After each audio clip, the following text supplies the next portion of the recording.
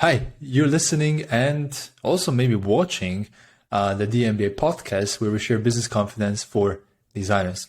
My name is Alan. I'm a business designer and founder of the d.MBA.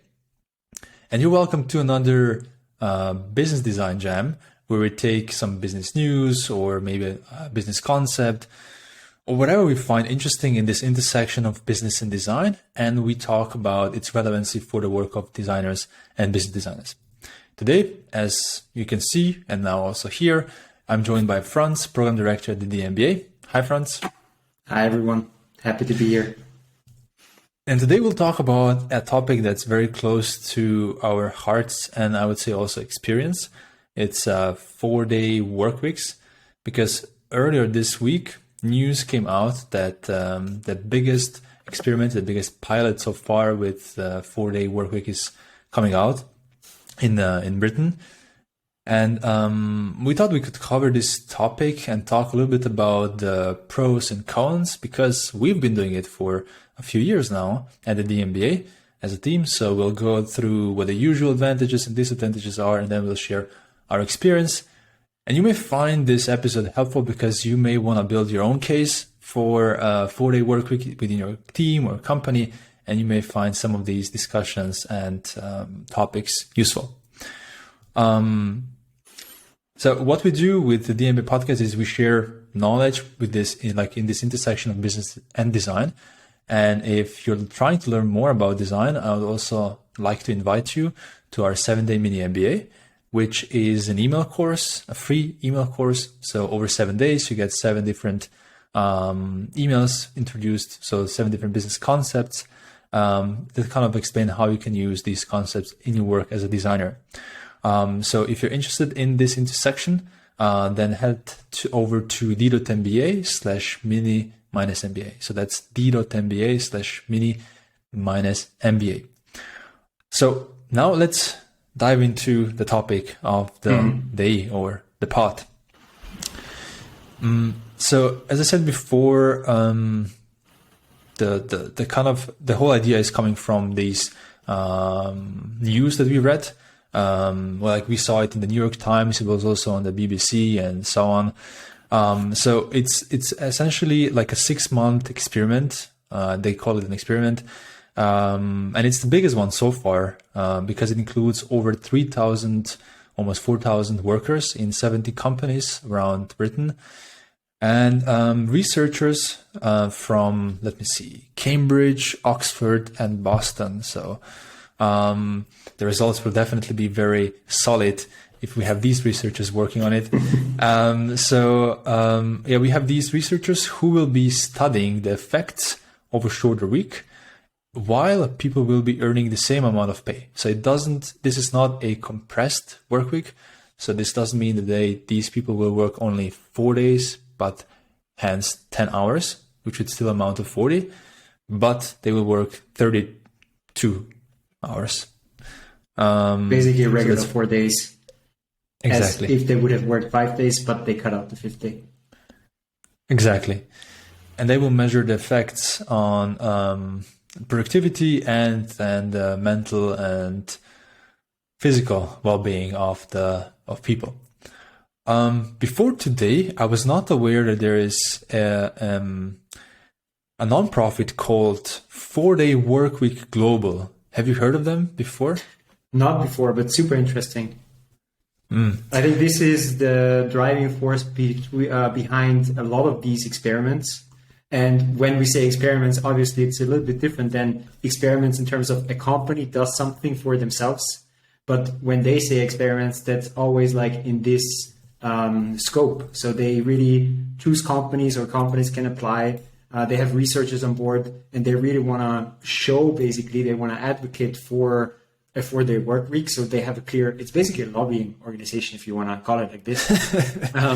But they want to lobby with basically good data behind it. So what I find interesting is that they go really, really broad with the things they are measuring. So there is the obvious things like productivity, quality of life, but it even goes very deep into psychology, health, sleep, energy use, travel, like a lot of these externalities that might also be connected with 4 days versus 5 days. So it's not only about the company and the person, but it's also about everything around this. And this is why I find this so interesting, because it actually goes away from this, hey, it has worked for us, it's pretty cool for our company, and then another company reads this and hears this and they're like, yeah, but we're completely different. But it really puts it on solid feet. So I'm not saying that actually experience is not cool, and this is why we'll talk about our experience with our 4-day work week later. But I really like this methodological approach behind these huge experiments, which have taken place in Iceland, I guess, Scotland already. New Zealand. I think the next one, New Zealand, exactly. And now the biggest one, the UK. Yeah, I find especially the Icelandic, I think that's the adjective, Icelandic experiment interesting. So it's a small country, like it's 360,000 people, and they did it in a public sector, because usually you see it in a private sector, and they did it with 1% of working population. So that's 1% of people in the country worked 4 days a week. That's granted that was only 2,000 people, but it's a small country. But it's still kind of it's really interesting, like a frame, like Iceland as a small country, to test these things out. And apparently the results there showed no drop in productivity among participants, and a dramatic increase, I'm quoting, dramatic increase in employee well-being. So there is something there, the early signs are that it could work. We will see the results of this particular study in 2023. So next year, looking forward to that. But I think an interesting question is also, why is this happening now? Why do we see these results or these experiments right now? In addition to the fact that, we're just evolving and always looking for new ideas, I think the working from home during pandemic was a big shift for a lot of people. Seeing, or maybe not even like employees, but more like employers, because they realized they could trust their workers. What a concept, right? Trusting your workers. And they saw that maybe if we do things differently, they can be more productive. And there was this notion that maybe we can try some other things also differently. That's at least my take on why this is happening now. Yeah. I think there is even, like, when you go back, I think this is definitely a trigger. But when you look back on how our 5-day work week actually came to be, you could also argue that like time has just come to rework this. So when you look at, the 5-day work week was designed for obviously getting the most of the workforce at a time where people were working mostly in factories. So at this point in time, there was kind of a clear relationship that if people worked more, you could get more work or more output produced. But still, in the 1910 to 1930, work days were reduced from 6 to 5 days. So even though there was a very clear relationship of if somebody works longer at a factory, they could produce more, the working days were reduced because people, or like factories or business people, basically saw that there is this optimum or a good balance between output and quality. Yeah. And if you basically go over this balance between output and quality, it basically results are not getting better, but they're getting worse. And you could argue that we maybe are at the same stage again. So at this point in time, there was already this relationship broken that there is no direct correlation between the work hours you put in and the output you get. And then since then, like, a lot has changed. Technology has sped up the way we work, and output of people just increased dramatically. And the interesting thing is that this can even be measured. Like, do you know the concept of labor productivity? Tell me more. So economic concept is output divided by the input. So you take the gross national product, so the value of all goods and services of a country. GDP. exactly. So GDP or GNP, so GDP, gross domestic product, and you divide it by the people working in a country. Nice. And this was like, when you compare 1950 to or 1960 numbers to current numbers, this is manifold. Like, for example, I found numbers for the US. In 1960, we had, and this is now per hour, we had an output of $40 per hours. And in 2015, it was $150 per hour. Right.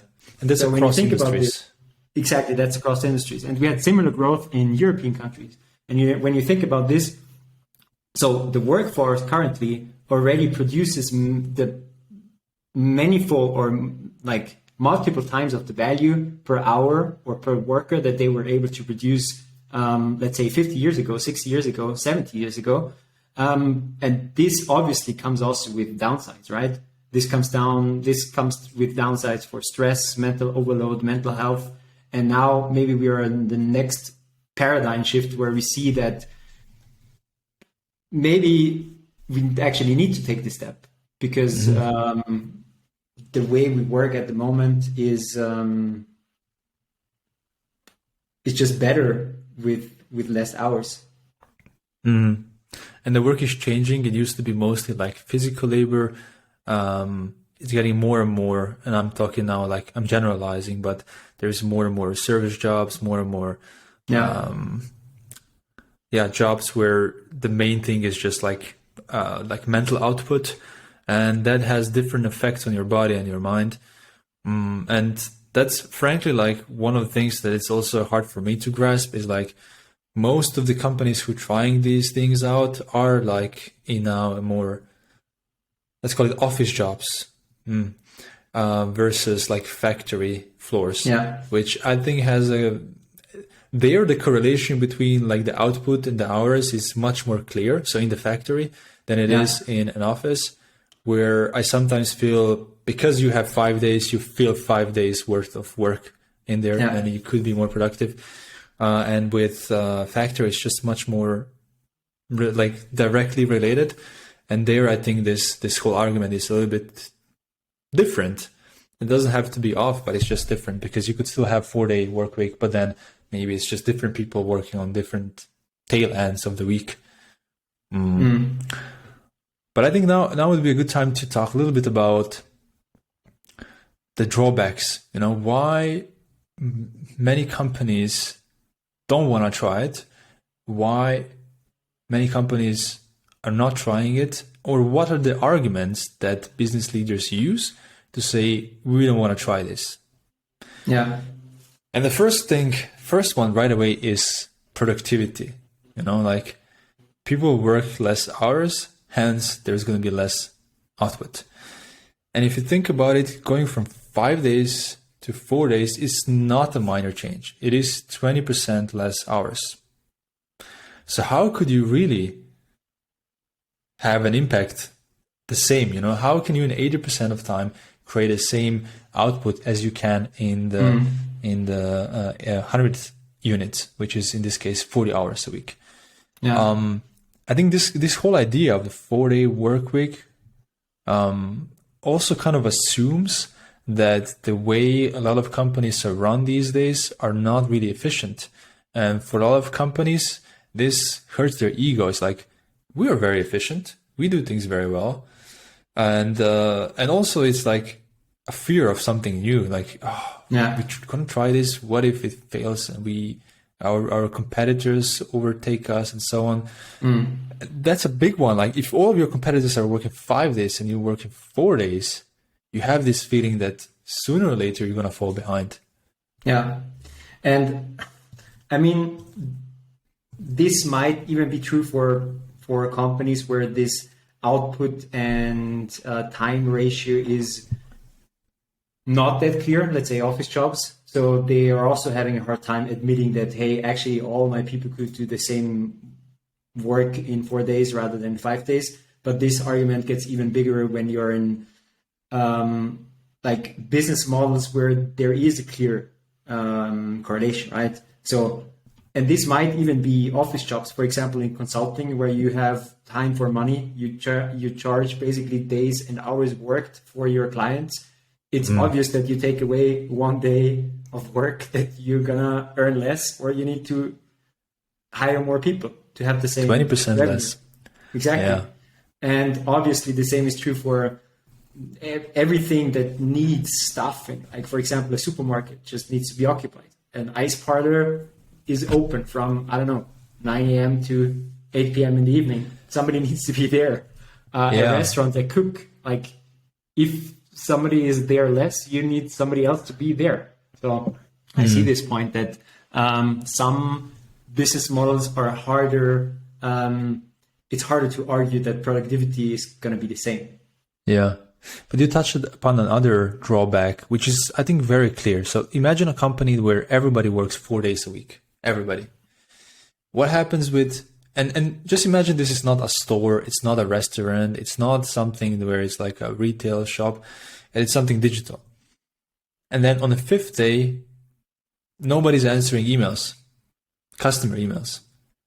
Like the thought is, the potential drawback is, on that 5th day, we are creating a lot of customer dissatisfaction. Customers complaining they were unable to get access to certain services. We can take this also to more physical services, like in Iceland. Actually, I'm not aware of the exact experiment they ran, but let's just imagine that instead of all these government services working 5 days a week, they worked 4 days a week. That meant 1 day less for you, where you could go to the local authorities and extend your license, driver's license or something. And it is a source of dissatisfaction, Yeah. Which I would counter that you could just, if you have a big enough workforce, you just don't work in sync. You don't what? You don't work in sync. So there is still also the 5th day is also occupied. So I think this is a weak one. I agree. I think you can work around this one. But then the counter argument of the boss, of the leader would be, oh, but then your manager will not be there on the 5th day.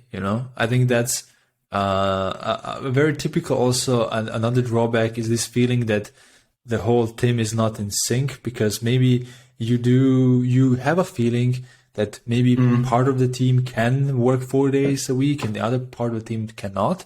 Maybe, let's say, factory floor needs to work 5 days a week, but people in the offices can work 4 days a week. First of all, what if somebody from the factory floor that needs some input from somebody who's not in the office? And second of all, it's like this employee morale, like you have these two different classes.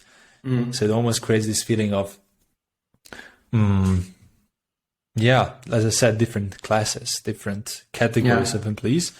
I assume your counter argument will again be, even in the office, you could split it into two different parts. And I think this is true if your company is big enough. But what if it's exactly at the size where you don't have enough managers to split them into 2 different days? That's the tricky, I think, scaling issue also here. I think there are 2 points. The first point is, I think it's going to be super hard if you split your workforce and say this group of people will continue to work 5 days and the other group of people will from now on work 4 days. I think this is just not, I don't know. I think it's setting somebody up for failure. Yeah. And there are these whole different, I know that there are companies who just are production companies, meaning that they do have factory stuff and they also have management stuff. So I think this is a completely different level and very severe level of challenge. Like, how do you level this out? But I think the other one, in terms of what happens if somebody's unmanaged, I think here we come back to the pandemic discussion. I think that many companies, and we know that not all companies, just thinking of Tesla calling people back to the office, but I think that many companies have realized that people can and do work unmanaged. So it actually doesn't matter if somebody works in a day where the manager is not there. And I would even argue that this is the quality of a good manager, that like if your team isn't able to work when you're not there, then you have failed your job as a manager. So this is always my definition of being a good manager, that you're gone for, I don't know, 2 weeks of holidays and nobody really cares. So Notices that you're out. Nobody even notices, then you've done a good job as a manager because you've set up your team for success. And obviously there is other stuff, directional stuff that managers can work on. But this doesn't block anybody when someone is gone. So I would say, again, this is company culture and management culture. Obviously, I'm playing a devil's advocate here, trying to show different drawbacks. So let me do the last one a little bit more theatrically. So, trying to be the devil now. And I think this is the biggest one, Franz. Let's say that we actually let our workers work less. But the whole point that they're working less is that we have some kind of a better work-life balance, right? So it's productivity, but also they are more happy. What this could create is a feeling of additional stress. Because now I have a feeling that, in order for me to keep this 4-day work week benefit, I have like this feeling that I have to do more in 4 days, and I ended up cramming more stuff and then being even more tired in those 4 days than I was in 5 days, and I just need Friday to just chill to get back to my usual self. What would you say to this? Additional stress created by 4-day work week. I would say that could be the case, but I would also argue that this is how a big chunk of your Saturday will already be spent. So you're already taking until Saturday lunchtime or, I don't know, 2 p.m. to basically get back on your feet and do chores and, I don't know, wash some clothes because you were already stressed during your work week. So if you do this now Friday until 2 p.m., then you have still won. Even though you had a little bit more stress during the week. And I agree that, this can also be a bridge to our experience, but I agree that sometimes it's not going to be the same hours. It's not going to be reduced hours during 4 days. Sometimes it may be more. But as long as this is like the variation that you have, that's fine. Mm-hmm. There's a few more drawbacks, but I think these are the big ones. Yeah. So if you were now, Franz, trying to pitch an idea, what would you say are the benefits? How would you try to convince? The nice thing is that I don't really have to come up with stuff, but what I'm sharing now is just results from experiments that the 4-day work week organization actually, 4-day work week global actually came up with. And the interesting thing is that you already mentioned that actually productivity per hour, if you want it like this, increased, or in other words, the productivity and the quality stayed the same with the same hours. So in all the experiments they did, people were able to do the same work that they did before in 5 days, they were able to do it in 4 days. And I was like, okay, actually, this is a pretty bad sign. Like, how come? Yeah. Because what are we doing now? Yeah, exactly. You could also just argue, hey, then why don't we just work better in the 5 days that we have now? And the reason is that, or the reason seems to be, is that work and life does not seem to be in a good balance at the moment. So, because the next result is that 78% of employees with a 4-day work week are happier and less stressed than they were before.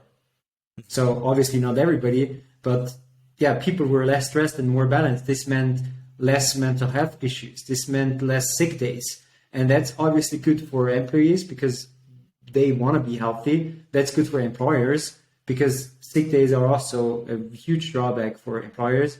And that's also great for a country with a public healthcare system because mental health is a very, very big factor in our healthcare system. And we know from statistics that actually as soon as something like a mental health issue actually gets severe, sick days are much longer than with any physical health issue. As soon as you're actually in the situation that your mental health is in danger or is in trouble, then it's going to take you much longer to get back than with, I don't know, a broken leg, for example. So that's a huge upside that is not only true for employees, it's true for a society, a country, and it's true for the company itself. I think that's a big one. It's a big one that's often overlooked. We talk about productivity a lot, but sick days, I mean, they just happen because you get burned out and you feel more stress, your immune system gets weaker, and then you just maybe catch a flu or COVID or whatever that maybe you wouldn't if you were more or well rested. So that's a big one that people usually miss. Did they share in the organization, so the 4-day workweek global, did they share any data on how many fewer sick days? I don't want to put you in the spot, but if you found anything, if not, we'll ask listeners to also have a look. But what was interesting for me is, like, how could this happen that you're actually more productive on these other days? And there was an interesting thing that they called higher engagement. So it seems like if you're spending less time at your job, then the time that you're spending there is not only like, you're not only just doing the same work there in 4 days rather than in 5 days, but at the time you're there, you're also more engaged, more motivated, more present, more there. So these 4 days actually get just better than the 4 days or the 5 days that you had before. So this can lead to an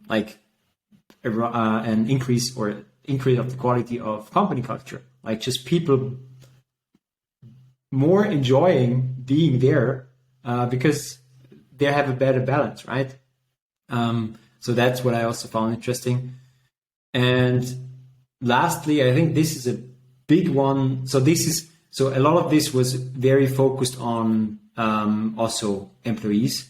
But now I think there comes a big one that's also interesting for companies, which is that like more than 60% said that they found it easier to attract and retain talent. Yeah.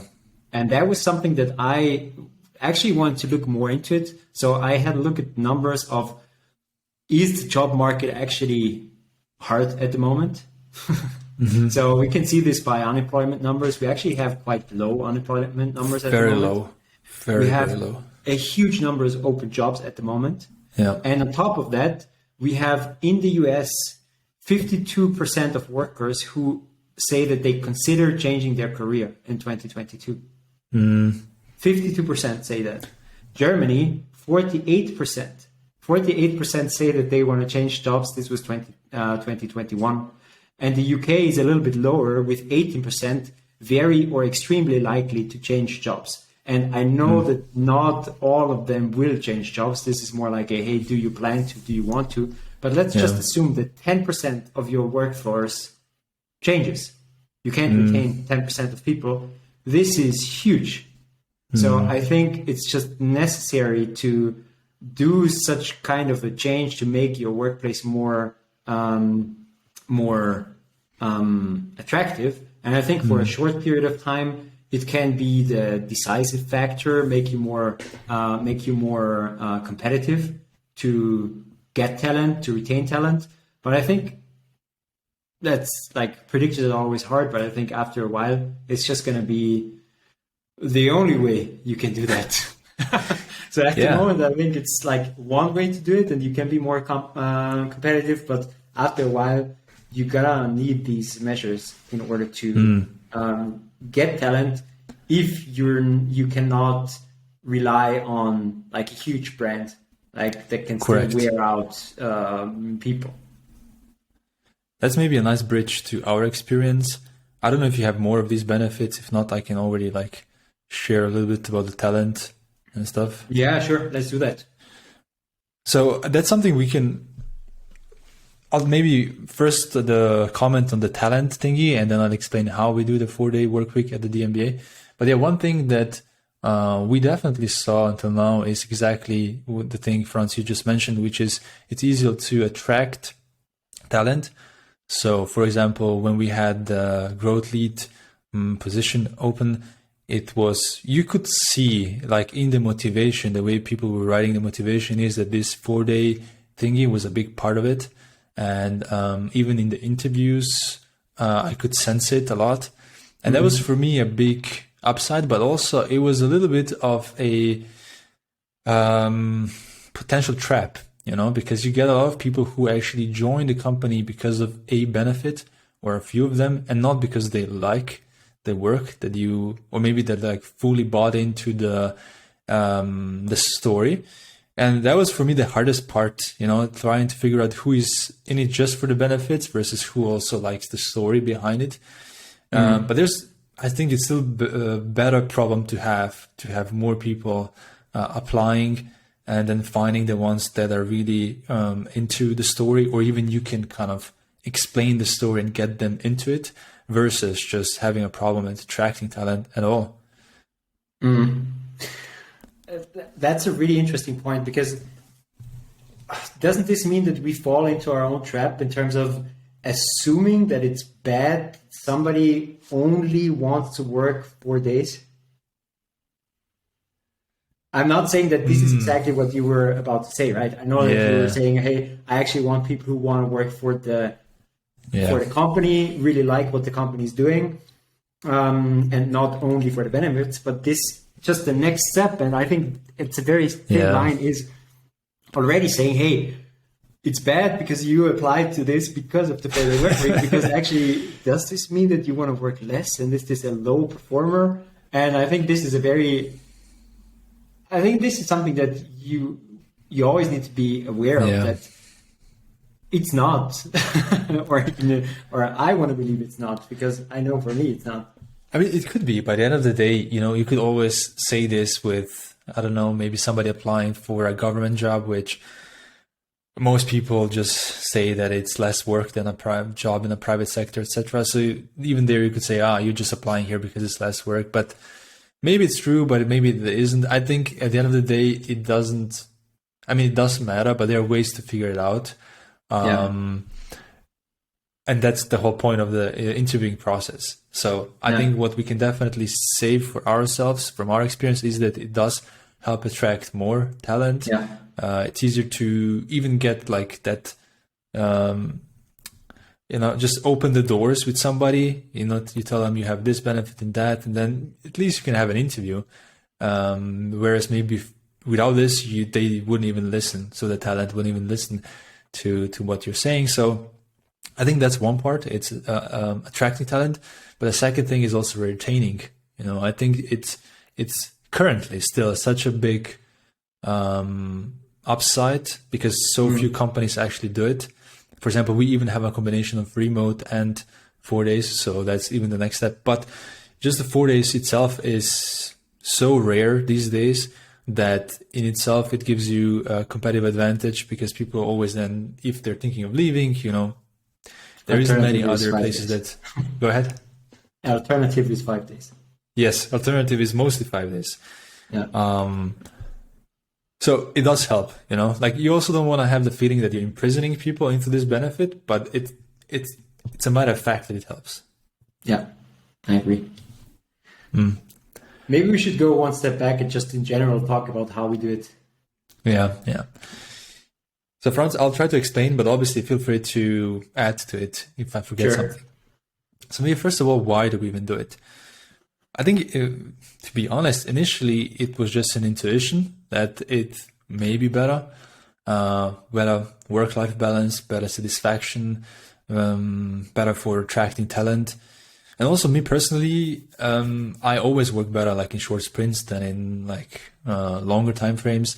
And in my own experience, working experience, I saw a lot of inefficiencies, especially Fridays. Like the Fridays where usually they were like weekends already. I don't want to say it, but yeah, it was like you could see the feeling was different and people didn't take it as serious, which was fine because it was Friday. But at the same time, it gave that feeling that in this case, why would you even be there? Why don't then I just be with my friends and stuff? So it came out of this anecdote and this like intuition. But yeah, still feeling that in 4 days, the same can be done as 5 days. Second of all, the way we do it is that it's applied to everyone. So we're not a big team, so that's possible. So everybody in the team works 4 days a week, more or less, unless a certain role is less time. But nobody works more than 4 days. We've done this since the beginning. So now this is 4, maybe even 5 years. I'm forgetting the exact years, but it's been a few years. And the way it exactly works is that there's a little bit of seasonality because of our type of work. So for most of the year, we work 4 days a week. And then, so that's, let's say 32 weeks, I believe. And then during the times we have the course, so the d.MBA program, then we work 5 days a week, because that means we have a few cohorts running, and there is students who also need some support over the weekend and also on Friday. So our own rule that we created is, we work 5 days a week during the program, and 4 days when it's not the program time. This also means that when you say we work 5 days a week, this means actually we work 7 days a week, because we are also there for our students on the weekend. But it's more the hours that we work, basically the hours that you would work in 5 days, we work in the 7 days. But then we say, okay, we work 5 days, and in the rest of the year we work our 4 days. Yeah, just to clarify this even further. So during the program, we still work, let's just say Monday to Thursday. And then the 5th day, it's basically, we don't have the usual processes such as daily and calls, but just it's stipulated that the 5th day, so the last 8 hours of the week, are you checking Slack, you checking what's happening in the cohort, so still being there, but it's not a regular work day. And I think this already goes into the fact that when you do this kind of thing, like 4-day work week, you need to adjust it to your type of product and your type of business model that it's going to work, because that's our adjustment. Yeah. And I think it's rarely going to be, let's just work 4 days. So I think this in itself is a huge design challenge when you think about, okay, what does our business actually need? What do our customers need? When do they need it? And how can we make it happen? And I think it's a beautiful challenge. And I think can be done or can be solved in most of the cases. Exactly. And there are other companies who do it differently. For example, Basecamp, who was a big, very innovative company when it comes to the way they're working. And what they have, for example, is summer hours. So from the 5th of May to the end of August, they work 4 days a week. And then for the rest of the year, they work 5 days a week. And that gives them this feeling of seasonality. So like most of the year you work 5 days, but then you're looking forward to the summer where you have 4 days, and it just brings this energy in.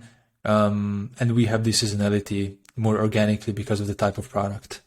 Yeah, exactly. Another thing I wanted to mention is how it actually works. In our case, everybody decides by themselves when they want to take the 5th day off. So it's not like everybody needs to take the Friday off, because sometimes you also want to maybe take the Friday of the first week off and then the Monday of the next week off, and you can have a very long weekend, which comes in handy. But our experience from the last few years is that mostly people want to take Fridays off. But that really is like, it's everybody discretion. And the way we say is just, you should tell the default is this. And if you do it differently, just tell others in the team which day you're taking off, so that then the others can organize around this and not expect you to be in there if they need you for anything.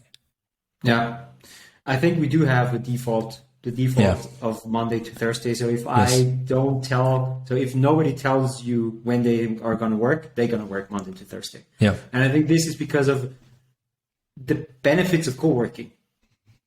I think it does make sense for decision-making, collaboration, that people are in the office at the same time. But I think we have also established the freedom that, say, if someone wants to have, as you said, a long weekend, they just take Friday off the one week and Monday of the other week off.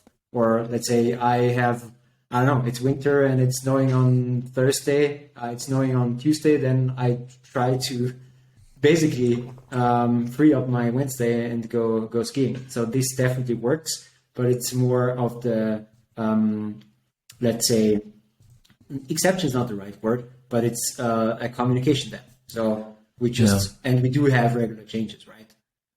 But yeah, but that's a nice story. So like I get a message from France, hey, it's gonna be. I mean, France loves mountains and skiing, so hey, Alan, today it's gonna be snowing, so I would love to take tomorrow off, and then we just try to make it happen. You know, it doesn't always work, but when it does, I think it's beautiful for both sides. Like, it makes me happy, it makes you happy, it makes everyone happy that we can do these type of things. Because like it's a lot of the conditions, like if you're into this kind of sports, it's not gonna always be Saturday that's the best. And it's usually on Saturdays, it's also the most crowded, and Sundays. So that's an additional actually benefit that I really love on Fridays. Like most people still work, and then I can do some stuff on Fridays, visit governmental offices, this kind of things that I dislike, but at least they're not crowded and stuff. Or you go to a very popular tourist spot and it's not as crowded, I think, or to the mountains. It's just beautiful. Yeah.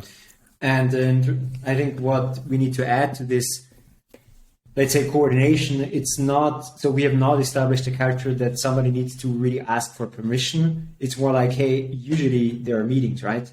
So I just reach out to people who I have meetings with, and then we either try to make or reschedule these meetings. And if this for some reason doesn't work, then it's also like, okay. But this is more like, okay, I'm just getting in touch with people who I would have been working with together on this day I would like to have off. And then we try to find a solution together. Correct. And I think it's not really a permission setting there, which is, I think, a great culture that we have. Yeah, it's more about coordination. Yeah, I muted myself. Yeah, it's more coordination. Yeah. We collected a few questions that we're getting sometimes from people who want to try similar things. So I think I just answered one, which is like, what do you do? We talked about talent.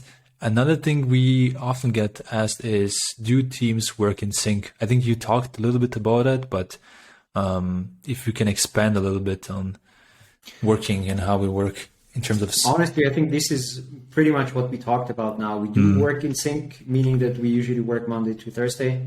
We try to be together. We try to have established systems of when happens what.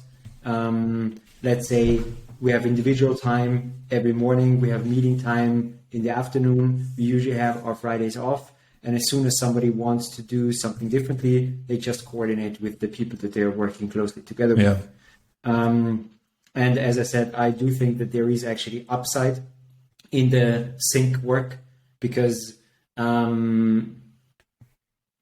coordination is just better, decision making is faster, but there is also upside in async work.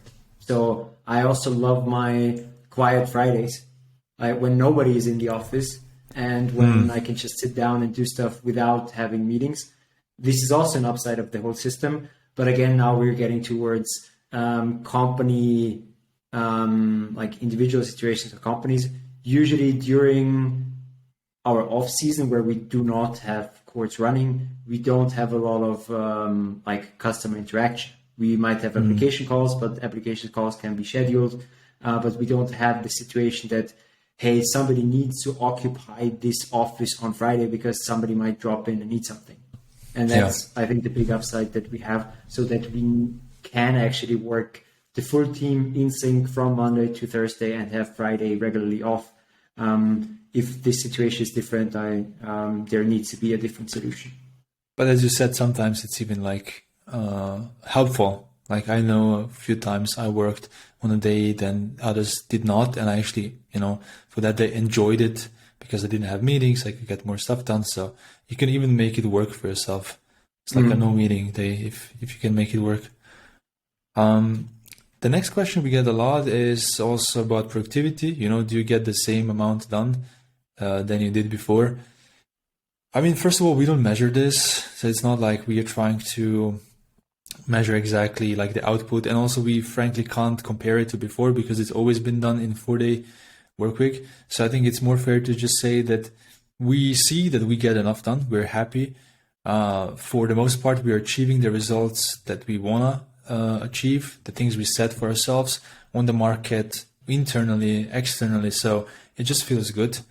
All of us worked in 5-day setups before. So all of us get this feeling. Maybe I should speak for myself and then you can say the two fronts. But just the feeling I have is that we do just as much, maybe sometimes even more than we did with 5 days before. And partially that's because of that freedom and having more energy.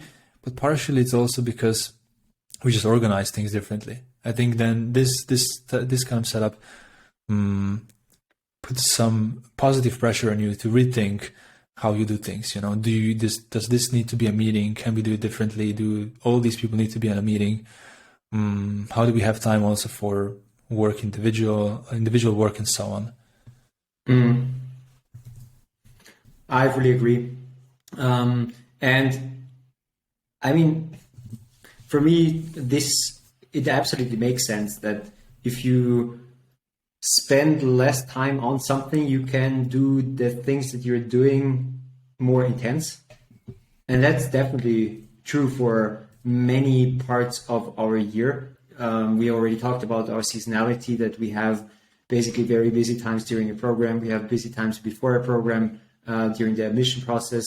We have a busy time with, let's say, synthesis and looking at what we want to improve. But there are also other times where it's less busy. But what I can say is that in the busy times, I maybe couldn't even work a 5th day at this pace. And that's an interesting thought here also, right? Because, okay, you're there for 4 days and then you're just, I'm not saying I'm working like, I don't know, 12, 14 hours. I'm just saying that the time I work.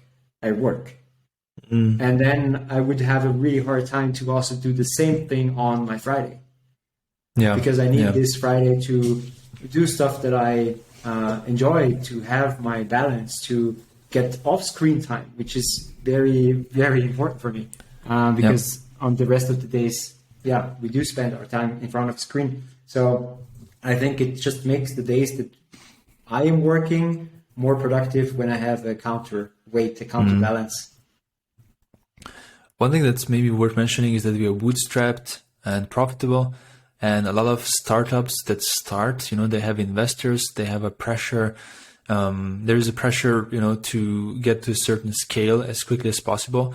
But there's also this perception, it's hard to explain to your investor that you're gonna work 32 hours instead of 40.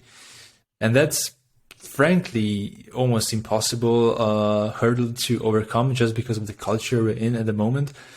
Because as soon as you have investors, you don't have one, you probably have a whole bunch of them. And as soon as somebody is against it, it could be held against you as also, like, if you're the leader of the company, but if you're not also proposing it, it's the same thing. So that's maybe the trickiest situation in terms of like suggesting this new type of work. So you do need to be in the right setup to do it. It needs to be probably privately owned company that is already at a certain success. Past profitability too. Yeah. I mean, that, I wouldn't say that's the main, if you're like bootstrapped and if you're not profitable, that's on you if you want to work 32 or 40. But if if you have investors, then I think it's more or less out of the window. But we're getting long, so I want to run through a few of these. Should we find shorter answers to the more technical questions? I think the next questions, they are okay to answer shortly, but I think they're still interesting. Yes, I agree. So like one of them is, how do we handle holidays? Yeah, great one. Should I take it? Go ahead. I will.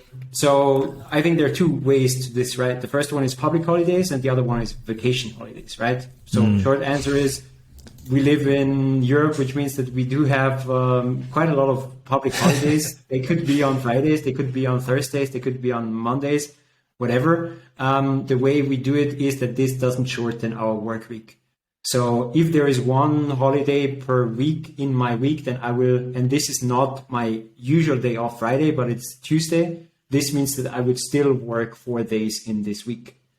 and I might work on the holiday because it's raining anyhow and I don't know what to do. But I might also just take the Tuesday off because it's a holiday, spend it with my family, and then work on Friday. But the default rule is it doesn't shorten my week. It's still going to be 4 days, even if there is one holiday, but I'm completely free in choosing when I'm going to work. Before you go on vacation, right? So talking about public holidays, the behavior I found really interesting is that most of the times we work on holidays because of that. So it kind of communicates to me that we would rather take the day off when other people are working than when it's a public holiday. It's not always the case, but I did notice that a lot of the times we do this, which I just find interesting, and it's nothing wrong with that.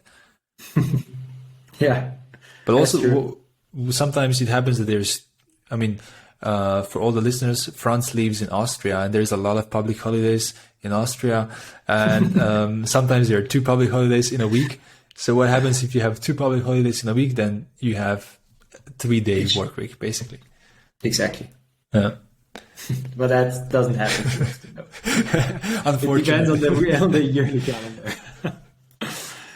Cool. So vacation, actually, that's pretty easy. So the usual vacation that we take, and that also, let's say you live in Austria, Germany, whatever, you have, and recalculate this for any other country you live in. Let's say you have 5 weeks of vacation. This would usually mean that you have 25 days of vacation, 5 times 5.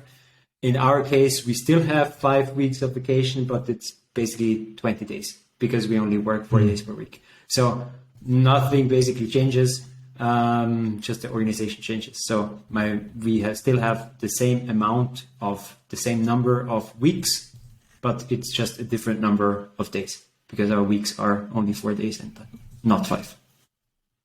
Yeah, and you could squeeze some more vacation days into this type of work because of these like Friday, Monday setup. You could just go on Thursday evening or Friday morning somewhere and just be there for 4 days, which is essentially Monday to Thursday setup.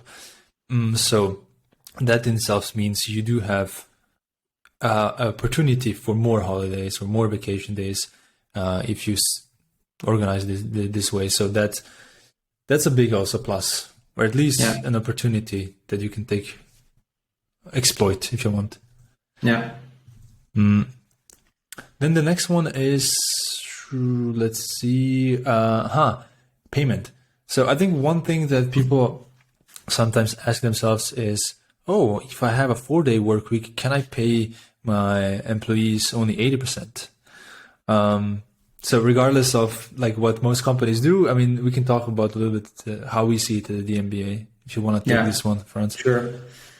So basically, this is not the approach that we are taking. So we are not looking at a market salary for a specific job and then say, okay, we pay 80% of that because we only work 80%. So as we said before, we believe that we have definitely the same output within 4 days that we would have when we worked 5 days. So this also means that this is not the way we go about calculating salaries. But obviously salary in itself is a much bigger topic, and we do not have a salary scheme. Like we do not have specific roles, get specific salaries, specific experience gets additional specific salaries. So this is not something that we have, and I think we also shouldn't really go there for now, I guess. So if there is, we're a small team still. I think it comes maybe also with different scale because of politics and stuff. But I think for now it's but our approach when we negotiate salary, it's not that you would have, let's say, I'm pretending I'm having a call with an applicant. I'm not saying you would have, this is the usual salary, but now you're working 80%. So my offer is 80% of that. So that's not how we see it. Yeah.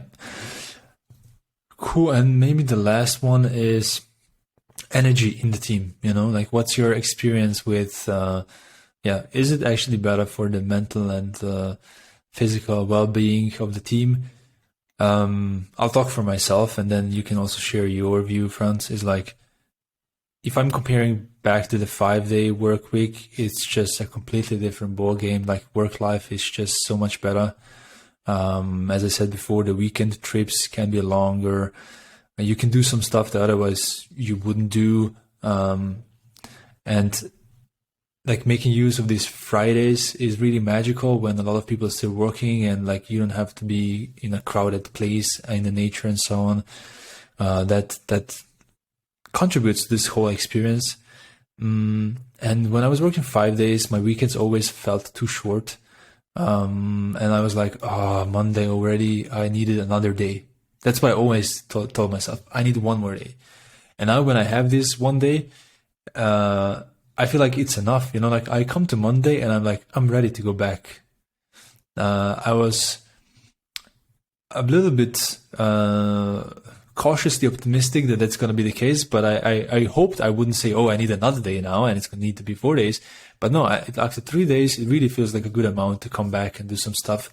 So the balance right now is like 4 days work, 3 days, rest. And that feels like a really nice balance. And from what I see in the team, like others have similar experience, but how is it for you, Franz? I don't want to talk for you.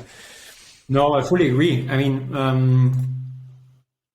the first thing is, let's say, this feeling of accomplishment that you actually did things in 4 days that were a lot. So this is actually already starting off. I'm not even talking about the free time. I'm just talking about having good 4 days full of energy, 4 days of things that you achieved is already a great thing. And it's usually Thursday, right?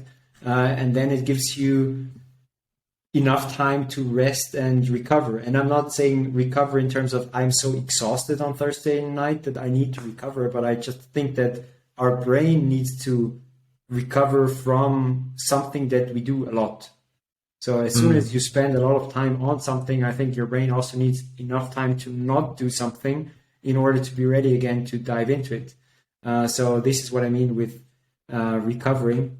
And that's definitely better when you have an additional day and a bigger chunk or a bigger break.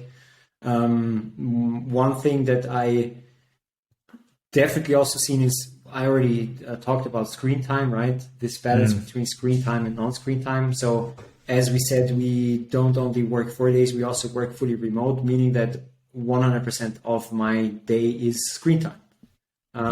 So I just personally, and this might be different for other people, but I personally just need at least 1 day where I don't even open my laptop.